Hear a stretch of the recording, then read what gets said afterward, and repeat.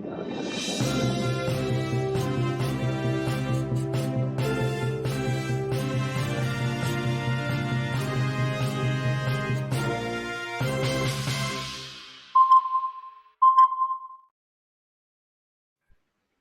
दोस्तों, ocean network में आपका स्वागत है। प्रधानमंत्री तो कन्याकुमारी पहुंच चुके हैं। शाम को करीब 5:30 बजे के आसपास उनका हेलीकॉप्टर लैंड हुआ। वहां वो एक बहुत ही प्रसिद्ध मंदिर में दर्शन और पूजा के लिए गए और उसके बाद मौन और ध्यान के लिए अपने डेस्टिनेशन पर पहुंच चुके हैं।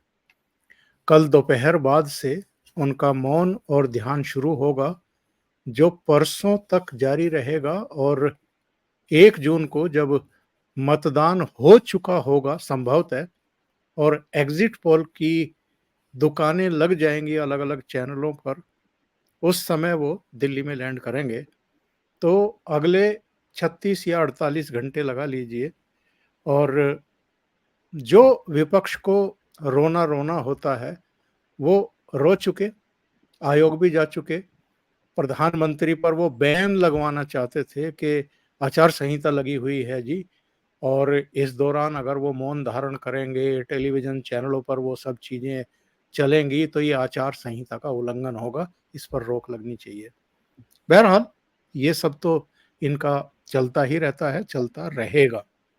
पर खबरें जो दूसरी आ रही हैं और जो प्रधानमंत्री ने भी कन्याकुमारी रवाना होने से पहले 24 परगना में चुनाव प्रचार के दौरान बयान दिया है, इसके अलावा जो दूसरी खबरें आ रही हैं, उसके संदर्भ में आज हम बातचीत करेंगे। चुनाव नतीजे 4 जून को आ रहे हैं, ये आपको पता है। 1 जून को अंतिम चरण का मतदान और शाम को एग्जिट पोल भी आ रहे हैं, ये भी हमें और आपको पता है। तो 1 जून से ही देश में बवाल शुरू करने की तैयारियां की जा रही हैं। ये जो सिविल सोसाइटी के नाम पर बहुत सारे संगठन खड़े किए गए हैं, जिनमें पूर्व नौकरशाह भी हैं, जिनमें वामपंथियों, कांग्रेसियों का जो इकोसिस्टम से जुड़े हुए लोग हैं, वो भी हैं। कुल मिलाकर के 120 के आसपास ऐसे संगठन बताए जा रहे हैं, जिनकी बेंगलुरु में कोई बैठक हुई है। दिल्ली में जो जवाहर भवन है, कांग्रेस की गतिविधियों का केंद्र रहा है, वहाँ भी कोई चर्चा हुई है, मीटिंग हुई है। जो कांग्रेस के और दूसरे दलों के मतगणना स्थल पर एजेंट रहने वाले हैं, उनको भी कोई प्रशिक्षण दिए जाने की खबर आ रही है। यानी जिस दिन मतगणना होगी, उस दिन भी हंगामे होंगे, कुछ-कुछ चीज़ों को लेकर के तूल दिया जाएगा और फिर जिसको हम पेशबंदी कहते हैं पुलिस की भाषा में, वैसा कुछ केस बनाए जाएंगे और उन केसेस को लेकर के सुप्रीम कोर्ट में परिणामों को चैलेंज किया जाएगा।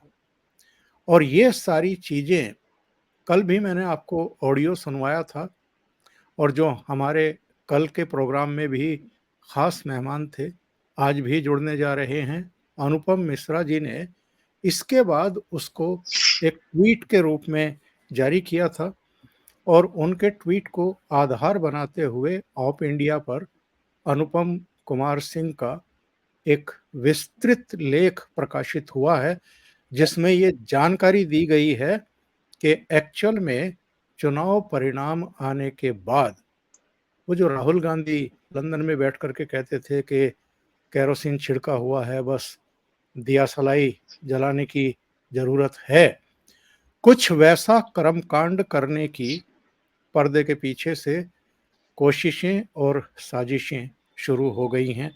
और ऐसा तो है नहीं कि भारत सरकार के पास या जो हमारी एजेंसियां हैं उनके पास ये सब जानकारी नहीं होंगी।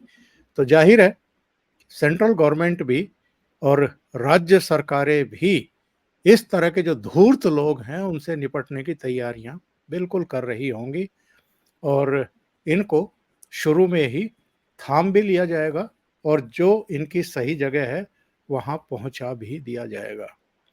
तो मेरे साथ जुड़ रहे हैं अनुपम मिश्रा जी, उनको जोड़ करके इस चर्चा को आगे बढ़ाते हैं। अनुपम जी, बहुत स्वागत है आपका। नमस्कार। अनुपम जी, आपके ट्वीट ने तो एक तरीके से धूम मचा दी और कुछ ऐसी चीज़ें, कुछ ऐसी जानकारियाँ भी अब देश के सामने हैं इस लेख के ज़रिए, जो शायद आपके ट्वीट नहीं होते, तो ये चीज़ें सामने नहीं आती। अब ज़ाहिर है, सरकार के भी, चुनाव आयोग के भी सबके कान खड़े हुए होंगे और अगर कोई ढीलम-ढाली थी, तो अब चौकस निगाहें इन सब की निगरानी करेंगी कि अगर ये कुछ भी गड़बड़ियाँ करते हैं मतगणना स्थल पर या एग्ज़िट पोल वाले दिन या कभी भी किसी भी समय, तो इन पर शिकंजा कसा जा सके। आपको क्या लग रहा है कि किस तरह की हरकतें हो सकती हैं? सर, पहले तो जो हमारे दर्शक जिन्होंने कल का वो ट्वीट नहीं जाना, मैं उनके बारे में बता दूं और ये भी बता दूं कि मुझे इसकी जानकारी ओंकार जी ने ही दी थी। उन्होंने मुझे भेजा था, जिसको मैंने ट्वीट में कन्वर्ट किया। आप ही का दिया हुआ था, लेकिन वो लोगों ने पिकअप कर लिया, वायरल हो गया। और देखिए, वो ट्वीट में बेसिकली कहा क्या गया था, मैंने कि साहब, एक अंजीत अंजुम एक पत्रकार हैं, उनके चैनल पे ये चल रहा था। और नीलू व्यास एक ब्राह्मण नाम है। तो नीलू व्यास करके एक लेडी महिला रिपोर्टर है, हमारे प्रयागराज की हैं।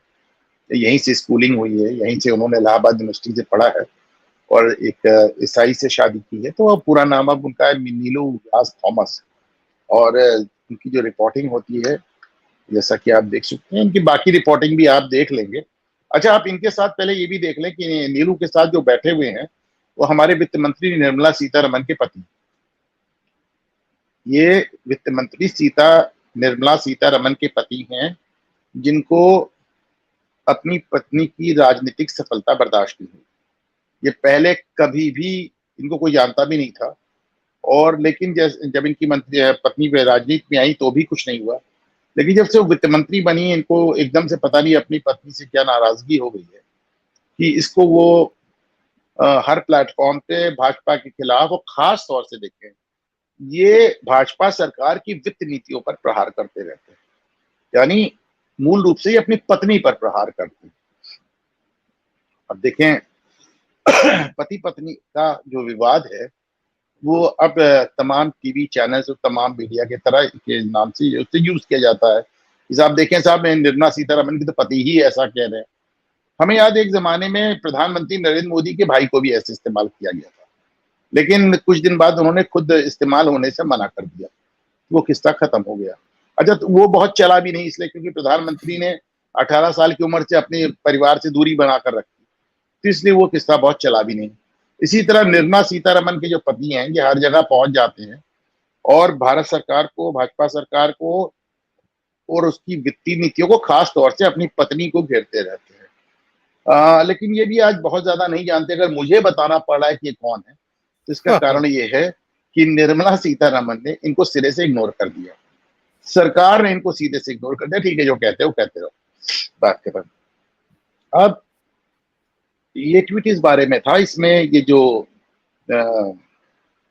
थॉमस मैडम है, ये नीलू व्यास, ये आपको ये कहती नजर आ रही हैं कि जो 1 तारीख को जो बैठक बुलाई गई है, इंडिया जो विपक्षी गठबंधन है, तो इसको इसलिए बुलाया गया है कि सब बात।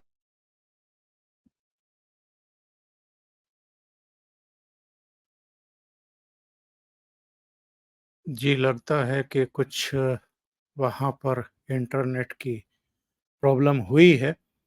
वो बता रहे थे अपने ट्वीट के बारे में और इस ट्वीट में उन्होंने क्या लिखा था? उन्होंने लिखा था कि अजीत अंजुम के चैनल पर ये नीलू व्यास हैं, जिनका पूरा नाम नीलू व्यास थॉमस है, बता रही हैं कि इस बार यदि भाजपा जीतेगी, तो कोशिश होगी कि चुनाव ही खारिज करवा दिया जाए। इसके लिए इंडिया की बैठक 1 जून को बुलाई गई है। और ये एक वीडियो क्लिप थी, जिसको अटैच करके उन्होंने ये जानकारी उपलब्ध कराई थी। और मैं आपको बता दूं कि इस पर एक विस्तृत आर्टिकल दिया गया है और इस विस्तृत आर्टिकल में ये जानकारी दी गई है कि जिस तरीके से शाहीन बाग में ये कारस्तानियाँ की गई थी या जो 13 महीने का तथाकथित किसान आंदोलन चलवाया गया था और दिल्ली को बंधक बनाया गया था, उसी तरह की साजिशें आगे चल कर के हो सकती हैं।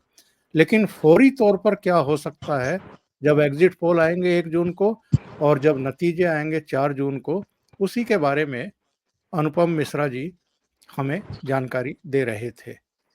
अनुपम जी।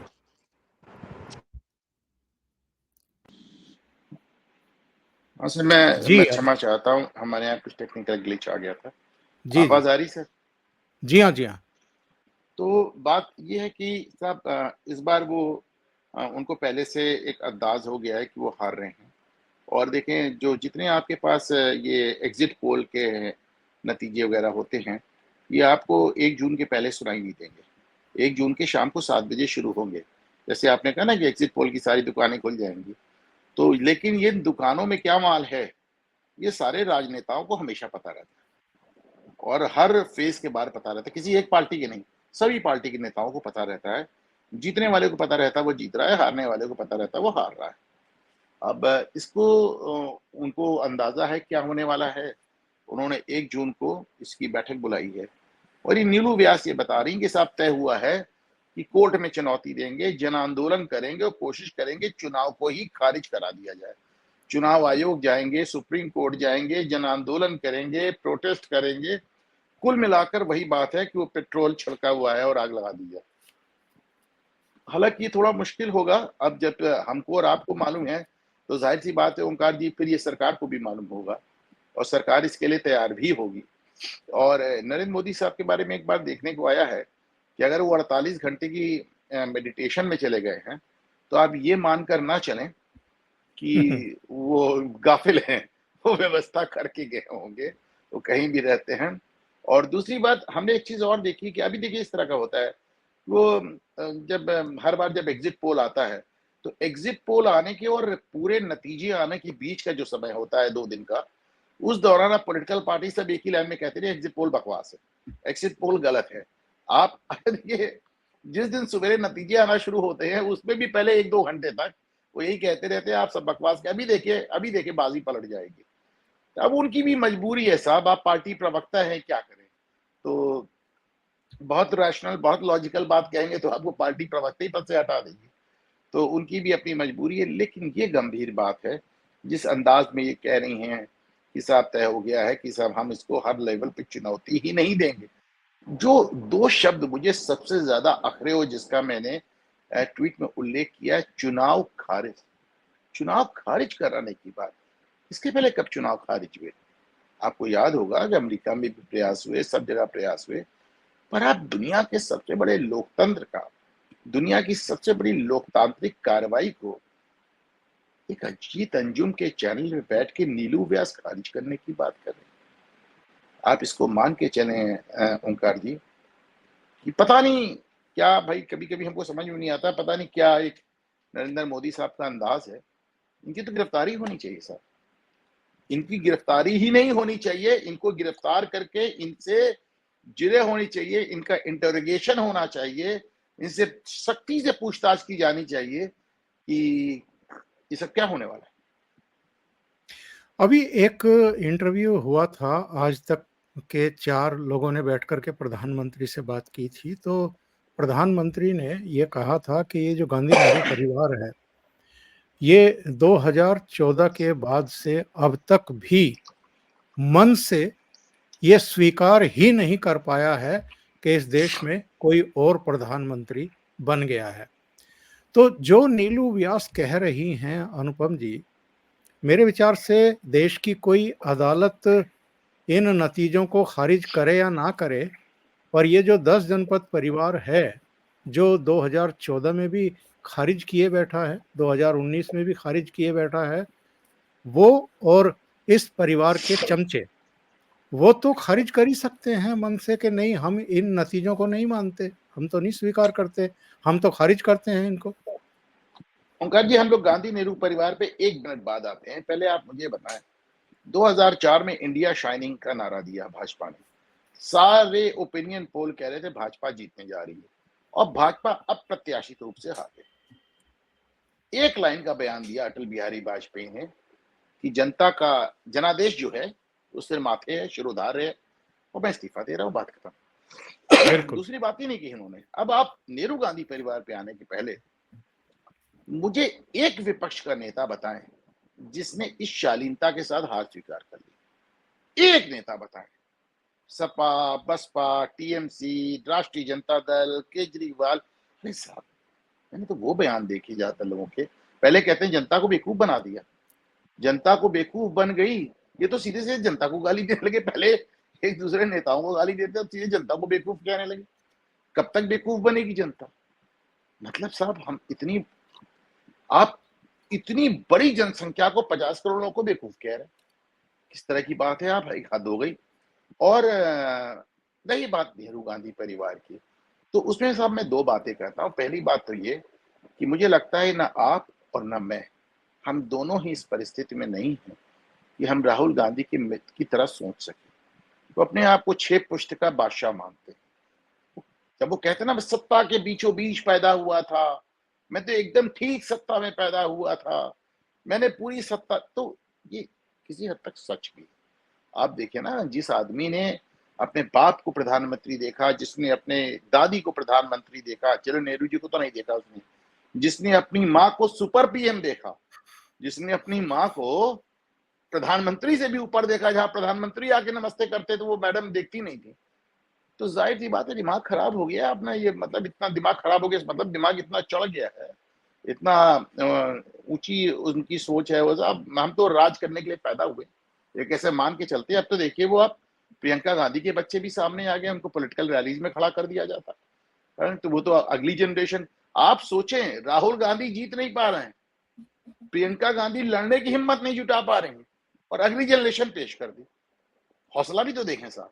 तो एक तो उनकी ये सोच है। दूसरी, बाकी लोग जहां पे, जैसे नॉर्मली राजनीतिक पार्टियां एक सत्ता के लिए संघर्ष करती है, यहाँ पे मुझे बहुत ढेर सारे दल सिर्फ सत्ता के लिए नहीं, अपनी, जिसे कहना चाहिए, अपने करियर, अपनी जिंदगी के लिए संघर्ष करते मिल रहे हैं। मोदी ने जिस तरह के बयान दिए हैं, उससे साफ है कि अगर वो तीसरी बार आते हैं तो लालू और तेजस्वी को, उनके खिलाफ जांच में तेजी आएगी, उन्हें झेलना पड़ेगा। उन्होंने जिस तरह के बयान दिए, उससे ये भी साफ है कि नेशनल हेराल्ड वाले मामले में अब राहुल गांधी, देखिए, नेशनल हेराल्ड वाले मामले में हमारे दर्शक एक बात समझ ले, ये सरकार भाजपा और मोदी द्वारा किया हुआ नहीं है। ये सुब्रमण्यम स्वामी की एक निजी कोशिश थी जो इतनी आगे चली गई। लेकिन अब मोदी इसमें पहली बार, आप याद रखें, नेशनल हेराल्ड वाला पूरा मामला चलता रहा, Rahul Gandhi, Sonia Gandhi district court, high court, supreme court जाते रहे, भाजपा ने कमेंट नहीं किया, मोदी ने कमेंट नहीं किया, पहली बार उन्होंने कमेंट किया है। तो एक बात जो मैं हमेशा कहता हूँ, नेशनल हेराल्ड वाले मामले में भी तेजी आएगी और वो तेज होगा। और उसके बाद, अच्छा, ये इतना ओपन एंड शट केस है कि सुप्रीम कोर्ट तक ने इनको कोई रिलीज देने से इनकार कर दिया, तो इनकी अपनी जान पर बनी है साहब, समझे। केजरीवाल की जान पर बनी है, आप देखिए, वो जेल पहले ही पहुंच चुका है। हेमंत सोरेन की जान पे बनी है, गांधी परिवार की, लालू परिवार की, इनकी जान पे बनी है, आप समझे। तो ये सिर्फ सत्ता का संघर्ष नहीं रह गया ओंकार जी, ये इनकी अपने परिवार का, अपनी रिहाई का, अपनी आजादी की लड़ाई है। अनुपम जी, अभी पिछले कुछ दिनों में हमने ये देखा है कि ये बात बेबात चुनाव आयोग के दफ्तर पर जाकर के दस्तक दे रहे हैं। और इन्होंने अभी जब फर्स्ट, सेकंड, थर्ड फेज के वास्तविक आंकड़े जारी किए गए, उसमें 2-4 दिन लग गए, और वो एक प्रक्रिया है, उसमें टाइम लगता है कई बार। उसको भी इन्होंने मुद्दा बना करके कहा कि आंकड़ों के साथ चुनाव आयोग छेड़छाड़ कर रहा है। ये, इसको मैं कहता हूं पुलिस की भाषा में पेशबंदी। मैंने क्राइम रिपोर्टिंग की है दैनिक जागरण में रहते हुए, तो कई बार जो पहुंच वाले होते हैं, वो पुलिस वाले जो हैं, उनके प्रभाव में आकर के कहते हैं क्रॉस एफआईआर करा दो, अगर आपके खिलाफ कोई एफआईआर हुई है तो क्रॉस करा दो, तो फिर समझौते की गुंजाइश बढ़ जाएगी, बचने की संभावना बढ़ जाएगी। तो ये पेशबंदी है कि चुनाव आयोग पर अभी से आरोप मढ़ने शुरू करो। और ईवीएम पर चूंकि सुप्रीम कोर्ट का लगभग फाइनल फैसला आ गया था, पता नहीं फाइनली था या फिर आगे कोई याचिका स्वीकार कर लेगी सुप्रीम कोर्ट, गारंटी के साथ तो कुछ भी नहीं कह सकते हम। पर 40 से ज़्यादा सुनवाई अलग अलग मामलों में ईवीएम की हो चुकी है सुप्रीम कोर्ट में, फिर सुनवाई हो सकती है, कुछ कह नहीं सकते। लेकिन ईवीएम पर भी ये लोग लगातार बयानबाजी कर रहे हैं। जिस दिन मतगणना होगी, क्या उस दिन भी ये कुछ गड़बड़ियां करेंगे ताकि एक इशू बनाया जा सके, बेस बनाया जा सके और सुप्रीम कोर्ट तक उसको ले जाया जा सके? देखिए सर, पहले जो आपने बताया कि 3-4 दिन लग गया चुनाव आयोग को आंकड़े देने में, सर थोड़ा-सा करेक्शन कर दूँ। मैंने अपने चैनल घूमता आईना पे एक वीडियो बनाया इसी को साबित करने के लिए। एक्चुअली राजदीप सरदेसाई ने, गोपालास्वामी एक पुराने 2008 में कांग्रेस रेजिम में मुख्य चुनाव आयुक्त थे, चीफ इलेक्शन कमिश्नर, उनका इंटरव्यू किया। साहब क्या क्लैरिटी से उन्होंने अपनी बात कही। उन्होंने कहा देखिए, जिस हमारे दर्शक भी इसे समझ लें, जिस दिन पोलिंग होती है, जिस दिन वोट पड़ता है उसको पी डे कहा जाता है, पी फॉर पोलिंग। उसका जो अगला दिन होता है वो P1 होता है और उसका जो दूसरा दिन उसको P2 होता है, यानी 48 घंटे। उन्होंने कहा P2 तक सारे आंकड़े पोर्टल पे जा चुके होते हैं और उसमें एक भी वोट का हेरफेर नहीं होता। उन्होंने कहा साहब आपने तो 10 दिन बाद टेबल जारी किया। उन्होंने कहा हमने 10 दिन बाद टेबल नहीं जारी किया मियाँ, आप लोग चुनाव आयोग के पीछे लगे हुए थे। वो तो खैर अब रिटायर हो गए, काफी वृद्ध हैं। उन्होंने कहा आप लोग चुनाव आयोग के पीछे लगे हुए थे कि साहब इतना बड़ा डेटा है, हम इसको समझ नहीं पा रहे हैं, हम डिसाइफर नहीं कर पा रहे हैं, ऐसा करिए हमारे लिए आप टेबल बना दीजिए। तो उन्होंने कहा अच्छा बना देंगे। तो टेबल बनाते बनाते उनको 10 दिन लग गए और टेबल बना के उन्होंने 10 दिन बाद दे दिया। उन्होंने कहा डेटा 48 घंटे के अंदर हो जाता, पहली बात जाने। दूसरी बात, डेटा चुनाव आयोग नहीं डालता, डेटा हर राज्य में, हर कॉन्स्टिट्यूंसी में जो डिस्ट्रिक्ट मजिस्ट्रेट, जो रिटर्निंग ऑफिसर होता है वो डालता है। मैं उसमें तीसरी बात मैंने बताई कि साहब चुनाव आयोग चुनाव नहीं कराता। चुनाव आयोग तो सिर्फ वहां पे एक ऑब्जर्वर भेज देता है और ईवीएम मशीन भेज देता है। चुनाव तो भैया वेस्ट बंगाल में ममता बनर्जी कराएंगी, चुनाव तमिलनाडु में स्टालिन कराएंगे, चुनाव दिल्ली में केजरीवाल कराएंगे, राज्य सरकारें कराती हैं। इसके लिए बाकायदा एक राज्य का चुनाव आयोग अपना होता है। चुनाव आपके डिस्ट्रिक्ट मजिस्ट्रेट्स कराते हैं, जो कि मुख्यमंत्री के हैंड पिक्ड सबसे भरोसे के लोग होते हैं। वो लोग इस डेटा को अपलोड करते हैं और ये 48 घंटे में हो जाता है। जैसे जैसे आता है डेटा दूर दराज से 48 घंटे भी मैक्सिमम, ज्यादा डेटा उस दिन या अगले दिन अपलोड हो जाता है, इसको जान ले। तो मतलब डेटा में 4 दिन नहीं लगे साहब, कोई 4 दिन नहीं लगे। उन्होंने कहा कि मैंने चुनाव आयोग को चिट्ठी लिखी है कि आप अगली बार आप मीडिया की मदद मत कीजिएगा। आपने मदद करने के लिए एक टेबल बनाया और आप लोग उसको बदनाम कर रहे हैं।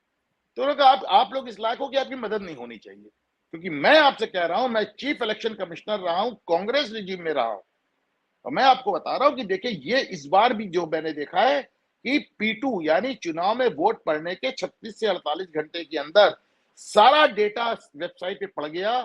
अलग अलग राज्यों की अलग अलग सरकारों के अलग अलग डिस्ट्रिक्ट मजिस्ट्रेट्स ने, कलेक्टरों ने इस डेटा को डाला और P2 यानी दूसरे दिन बाद एक भी वोट का हेरफेर नहीं हुआ। ये तो है प्रक्रिया। मैंने अपने चैनल घूमता आईना पे बड़े डिटेल में से वीडियो बनाया, अगर कोई इंटरेस्टेड हो देखे। इसलिए ये एकदम फर्जी नैरेटिव है। रही बात चुनाव आयोग जाने की, तो सब बात चुनाव आयोग जाने की नहीं है ना। कायदे से लोकतंत्र में आप जनता के पास जाते हैं, लेकिन चूंकि इनको जनता के पास जाके कुछ मिल नहीं रहा है, तो ये चुनाव आयोग भी जा रहे हैं, हाई कोर्ट भी जा रहे हैं, सुप्रीम कोर्ट भी जा रहे हैं, अमेरिका भी जा रहे हैं, कनाडा भी जा रहे हैं, यूरोपियन यूनियन भी जा रहे हैं, संयुक्त राष्ट्र भी जा रहे हैं और यहां तक कि पाकिस्तान भी जा रहे हैं और चीन भी जा रहे हैं। तो आप देखें ना, ये कोई फोरम छोड़ तो नहीं रहे हैं। ढेर सारे यूट्यूबर्स छोड़ दिए गए मैदान में फंड करके, ढेर सारे नए नए चैनल्स बना दिए गए। तो अब ये इनका क्या किया जा सकता है बताएं। उन्होंने तो अब वो लोकतंत्र में पक्ष हो या विपक्ष, सरकार हो या ऑपोजिशन, सबके पास एक ही चीज होती है, सब जनता के पास जाएंगे। दिक्कत ये है कि देखिए हार जाना बड़ी बात नहीं है ओंकार जी, हार जाना बड़ी बात नहीं है। बहुत लोग हारे हैं, अटल बिहारी हारे हैं, भाजपा हारी है। 1984 में भारतीय जनता पार्टी सिर्फ 2 सीट पर से मिल गई थी, केवल 2। लेकिन उन्होंने ये कभी नहीं कहा कि हमें चुनावी प्रक्रिया पे संदेह। कारण समझिए, ये हारे नहीं, ये इस तरह हार रहे हैं कि इनको लग रहा है कि अब जीतने की गुंजाइश नहीं है। ये इस तरह हार रहे हैं कि इनको जीत नजर नहीं आ रही है। ये इस तरह हार रहे हैं, इनको समझ में नहीं आएगा कि कैसे लौटेंगे और कब लौटेंगे। तो ये वापसी की हताशा के उठाए हुए, वापसी वापसी की की उम्मीद उम्मीद, नहीं है, हाँ, वापसी नहीं की उम्मीद बची नहीं। है हाँ, वापसी की। आज से मेरे पास एक पत्रकार आया था, बड़ा अच्छी बात कहा उसने।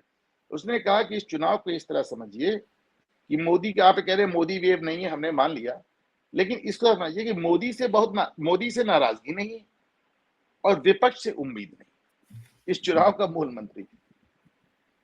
अच्छा, ये बताइए, प्रधानमंत्री नरेंद्र मोदी प्रचार के आखिरी दिन 24 परगना थे, पश्चिम बंगाल, और वहां उन्होंने एक बयान दिया है। हालांकि वो संकेत तो पहले भी देते रहे। दिल्ली की एक रैली में उन्होंने कहा था कि ये जो शराब घोटाले वाले हैं, नेशनल हेराल्ड वाले हैं, जितना इन्होंने देश का और जनता का और दिल्ली का लूटा है, ये हम वापस निकालेंगे, इनसे वापस लेंगे और इनको जहां इनकी सही जगह है वहां पहुंचाएंगे। बिहार में अभी तेजस्वी को इंगित करते हुए भी उन्होंने इसी तरह की बहुत सख्त भाषा का इस्तेमाल किया था। और 24 परगना की रैली में उन्होंने ये कहा है कि 4 जून को रिजल्ट आने के बाद अगले 6 महीने देश में राजनीतिक भूचाल आने वाला है। इस बयान को आप कैसे देख रहे हैं? ये राजनीतिक भूचाल किस तरह के हो सकते हैं? इनका स्वरूप और रूप क्या होगा? एक तो साहब देखें आप, अ, प्रशांत किशोर ने एक बात कहते हैं। प्रशांत किशोर जहां एक तरफ ये कहते हैं कि भारतीय जनता पार्टी 303 से ज्यादा सीट लेके आ रही है, प्रशांत किशोर जहां ये कहते हैं कि नरेंद्र मोदी तीसरी बार प्रधानमंत्री होने जा रहे हैं, वहीं प्रशांत किशोर एक बात हर इंटरव्यू में कहते हैं कि इस बार आप आंदोलन आंदोलन इतने ज्यादा होंगे कि आप इनकी एक बाढ़ देखेंगे। ये आंदोलन हमें एकदम साफ नजर आता है, फॉरेन फंडेड है, विदेशी इनकी फंडिंग आती है। आज मैं देख रहा था, अब्दुल बासित को सुन रहा था। आप सोचे, अब्दुल बासित हमारे यहाँ पाकिस्तान के राजदूत थे साहब। ये पार्टीज देते थे और उनकी बिरयानी खाने के लिए दिल्ली का पूरा हु इज हु पहुंच जाता था। ये पॉलिटिशियन छोड़िए, सारे मीडिया वाले छोड़िए, फिल्मी स्टार छोड़िए, मतलब सब के सब। और आज मैं उनका बयान सुन रहा था कि करतारपुर साहिब अगर सिखों को चाहिए तो उनके पास यही सूरत है कि वो खालिस्तान बना लें और खालिस्तान का पाकिस्तान में विलय कर दें। ये हमारे यहाँ राजदूत थे। मैंने आज ट्वीट किया है कि मणिशंकर अय्यर कहते हैं इन लोगों की बात सुनो, नहीं तो ये तुम्हारे ऊपर एटम बम छोड़ दें। ये चाहते हैं अय्यर साहब।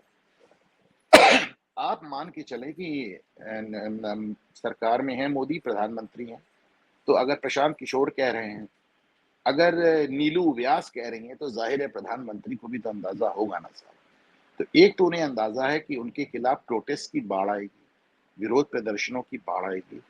दूसरे एक बात जो मोदी लगातार कह रहे हैं कि मोदी 3.0 ये कुछ कठोर फैसले लेगा। मेरा अपना मानना है कि कठोर फैसलों में एक फैसला वो भी होगा जिसका इस्तेमाल इन्होंने 10 साल में एक बार भी नहीं किया, जिसका इस्तेमाल इंदिरा गांधी ने 80 बार किया, जिसका इस्तेमाल कांग्रेस ने 100 बार किया, जिसका इस्तेमाल 1 दर्जन बार नेहरू ने किया, वो है राष्ट्रपति शासन लागू करना।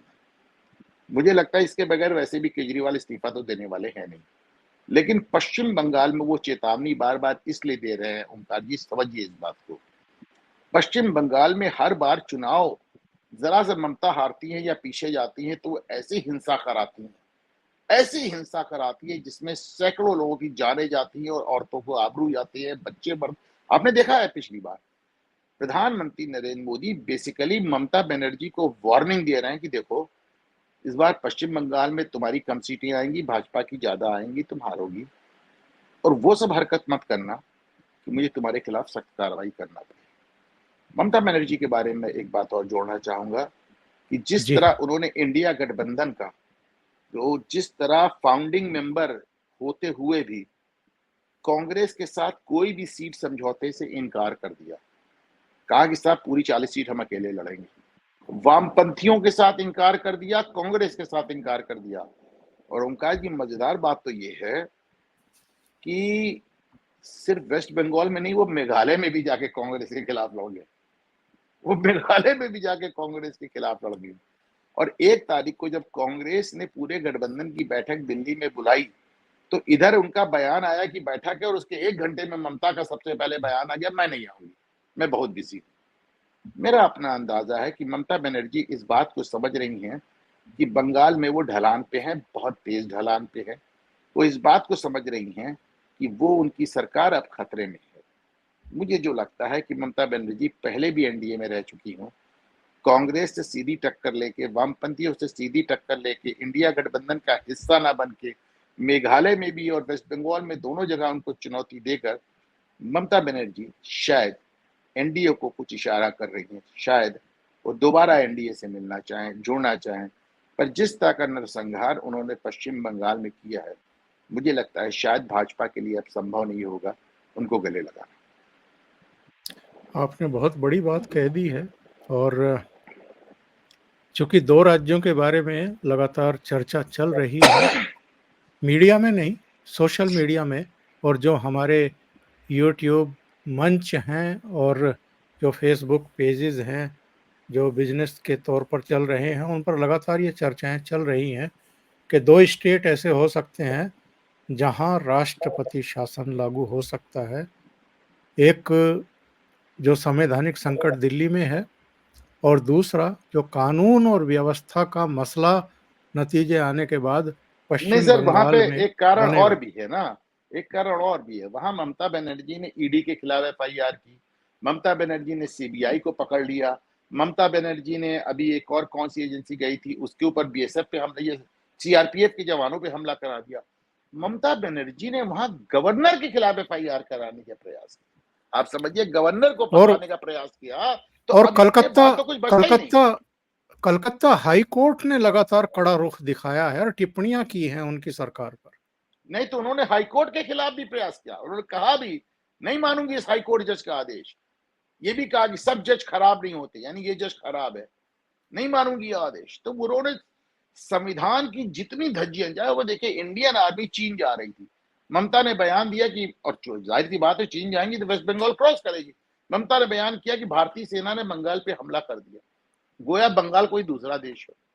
ममता ने सीबीआई के अधिकारियों को गिरफ्तार कर लिया, ममता ने ईडी वालों को सर फोड़वा दिया, ममता ने सीआरपीएफ वालों का सर फोड़वा दिया, ममता ने हाईकोर्ट के जजेस को उठपटांग कहा और ये भी कहा कि इनकी नहीं मानूंगी। ममता ने चुनाव के बाद भाजपा समर्थकों का क्या किस तरह उनको रौंदवाया मरवाया आपने देखा, ममता ने संदेश खाली में क्या किया आपने देख लिया। तो ये जो ममता का रौद्र नाच बहुत दिनों से चल रहा है, कहीं ना कहीं ममता, एक चीज और ध्यान दें, आपने कह रहे थे मैंने बड़ी बात की, तो एक चीज और ध्यान दें कि वो चुनाव जिसमें राहुल गांधी ने हर तरह की बदजुबानी की, वो चुनाव जिसमें तेजस्वी यादव ने हर तरह की बदजुबानी की, वो चुनाव जिसमें किसी हद तक अखिलेश यादव ने भी बदजुबानी की, वो चुनाव जिसमें उद्धव ठाकरे भी आपे के बाहर हुए जा रहे हैं, वो चुनाव जिसमें डीएमके वाले तक पता नहीं क्या क्या बोल रहे हैं, उस चुनाव में जो सबसे कटु बोलने के लिए जाना जाता था ममता बनर्जी, वो एकदम खामोश हैं। इस पूरे चुनाव में उन्होंने मोदी पे व्यक्तिगत हमला करने से गुरेज किया। बिल्कुल सही आप कह रहे हैं। और एक और शख्स हैं साहब, पूरे चुनाव के दौरान जो चुप हैं, पता नहीं कहाँ हैं, और ऐसा आए थे, लगता है इलाहाबाद कि आए थे, प्रयागराज आए उनको, थे। नहीं, सुब्रमण्यम स्वामी की बात कर रहा अच्छा हूं मैं। सुब्रमण्यम से, मैं सोचा आप दिग्विजय सिंह को सुब्रमण्य कह रहे हैं। सुब्रमण्यम स्वामी की बात कर रहा हूं। सुब्रमण्यम वो भी स्वामी बहुत मुखर थे, लेकिन धीरे धीरे उनको आइडिया हो गया कि जिस चीज में वो शिद्दत से लगे थे, जिसको उन्होंने अपनी जिंदगी का एक उसूल बना लिया था, एक मिशन बना लिया था कि मोदी को तीसरी बार नहीं आने देना, उनको लग गया कि उनका मिशन फेल कर गया। अच्छा देखिए साहब, सुब्रमण्यम स्वामी के बारे में भी हम कुछ बता दें, ये सिर्फ दुर्भाग्य है, वरना the man is a genius. वो शख्स एक लूज कैनन है, मिसगाइडेड जीनियस है, और बहुत इंटेलिजेंट हैं, बहुत चीजें उनका बड़ा योगदान है। आज राम सेतु बना हुआ है तो ये सुब्रमण्यम स्वामी की वजह से बना हुआ है। आज नेशनल हरियाणा मुकदमा है तो सुब्रमण्यम स्वामी की वजह से है। आज हिस्ट्री का एक पैरेलल चीज सारा इन लोग का, रोमिला थापर और इरफान हबीब की इतिहास को सबसे पहले चुनौती देने वाले सुब्रमण्यम स्वामी है। इंदिरा गांधी को चुनौती देने वाले सुब्रमण्यम स्वामी है। बस लेकिन एक है कि साहब वो अपने एज के इस दौर में पहुंच गए हैं उन्हें खुश होना चाहिए कि उनको राजनीतिक बियाबान से निकाल कर नरेंद्र मोदी ने संसद पहुंचाया, राज्यसभा पहुंचाया, पर उनको जिद थी कि साहब हमें वित्त मंत्री बनना है। अब इसको लेके कई लोगों को नाराजगी हुई। मुझे तो लगता है सिर्फ एक पद ने कई लोग को नाराज कर दिया। सिर्फ वित्त मंत्री के पद ने अरुण शौरी, यशवंत सिन्हा और सुब्रमण्यम स्वामी तीनों को नाराज कर दिया। तो ये एक थोड़ा सा दुर्भाग्य है। बाकी मैंने उनको बहुत स्कूल डेज से फॉलो किया है, जीनियस आदमी है, लेकिन अब वो एकदम एक रॉ में बहते हैं। आप देखते हैं जब वो ऐसा नहीं है कि वो काफी हिंदूवादी आदमी है, लेकिन वही वो शख्स हैं जिन्होंने अटल बिहारी की सरकार गिराई। कई लोगों को गलतफहमी रहती है अनुपम जी, वो कई बार होता है ना, मैं उस शब्द का इस्तेमाल नहीं करना चाहता कार्यक्रम के अंत में। वो एक पालतू पशु जब किसी बोगी के नीचे चल रहा होता है तो उसको गलतफहमी हो जाती है कि इस बोगी को मैं ही खींच रहा हूँ, और अगर मैं निकल जाऊं तो शायद ये आगे नहीं चल पाए। नरेंद्र मोदी ने कई लोगों के दिमाग ठिकाने लगाए हैं जो ये इस गलतफहमी के शिकार थे कि इस सरकार को तो हमारी ही सलाह की ज़रूरत है और हमारी वजह से ही ये सरकार चल सकती है, या हमारी वजह से ही वित्त मंत्रालय चल सकता है। इन्होंने बहुत उत्पात मचाए हैं, बहुत गलत बयानी की है। जब पहले वित्त मंत्री थे अरुण जेटली, उनके खिलाफ भी लगातार बयानबाजी की है, बाद में भी की है, पर शायद निर्मला सीतारमण का ये थोड़ा-सा लिहाज कर गए कि महिला हैं और उधर से ही आती हैं जहाँ से वो आते हैं।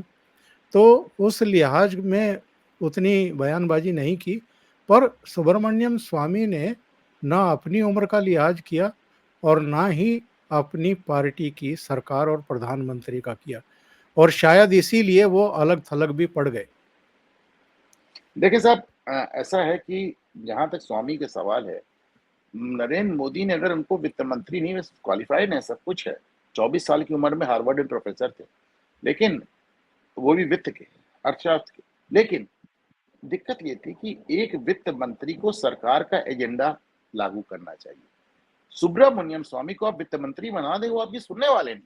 वो इतना ज्यादा सिनिकल हैं और इतना ज्यादा मैवरिक हैं, पहली बात। दूसरी बात, आप जो मोदी को ठीक कह रहे थे, मोदी ने ठीक किया। मोदी को आप देखिए, मैं एग्जाम्पल देता हूँ। आप चुनाव में क्या बोलते छोड़ दीजिए। राहुल गांधी उनको राफेल में कहते रहे, चौकीदार चोर कहते रहे, सब कहते रहे। चुनाव का टाइम छोड़ दिए, मोदी ने जवाब ही नहीं दिया, एक शब्द नहीं। सुब्रमण्यम स्वामी कहते रहे, मोदी ने जवाब ही नहीं दिया। यशवंत सिन्हा कहते रहे, मोदी ने जवाब ही नहीं दिया। शत्रुघ्न सिन्हा, बल्कि आप देखिए, इनको किसी को पार्टी से भी नहीं निकाला, सब पार्टी खुद ही छोड़ के जाना। ये शत्रुघ्न सिन्हा कहते रहे, मोदी ने जवाब ही नहीं दिया, किसी को पार्टी से नहीं निकाला। मोदी ने व्यक्ति और व्यवस्था दोनों के साथ यही किया। उन्होंने यही काम पाकिस्तान के साथ किया। उन्होंने पाकिस्तान पे बिल्कुल। कोई आरोप नहीं लगाया, बस वो खामोश हो गए और पाकिस्तान आटे के लिए तरस गए। बस वो खामोश हो गए और पाकिस्तान आटे के लिए तरस गया। ये मोदी जी की कार्यशैली। पाकिस्तान के बारे में तो चर्चा ही करनी बंद कर दी। पहले हर प्रधानमंत्री लाल किले से बस कुछ कुछ एकदम कुछ कुछ खामोश हो कहता गए। था। और मैं तो सिर्फ उन्होंने एक चीज मानता हूं साहब, एक चीज कि हमारा हर प्रधानमंत्री संयुक्त राष्ट्र में जाके पाकिस्तानी प्रायोजित आतंकवाद का रोना रोता था। बिल्कुल, अब बिल्कुल। पहली बार ऐसा हो रहा है कि पाकिस्तानी प्रधानमंत्री और पाकिस्तानी दूत जाके संयुक्त राष्ट्र में रो रहे हैं कि साहब भारत हमारे घर में घुस के लोगों को मार दे रहा है, और भारत उसका जवाब भी नहीं देता। नहीं, भारत तो इस मुद्रा में रहता है कि कौन पाकिस्तान, हम तो जानते नहीं कौन है पाकिस्तान, ये। कौन पाकिस्तान, हम हाँ, जानते हैं। इसीलिए तो आपसे बड़ी शंकर अय्यर कहते हैं कि बताइए भाई, आप पाकिस्तान को मानिए, वरना वो आप पे एटम बम फेंक देगा। बहुत बहुत धन्यवाद अनुपम जी, जुड़ने के लिए, ओशियन नेटवर्क के लिए इतना समय निकालने के लिए और कई मुद्दों पर चर्चा करने के लिए। Thank you so much.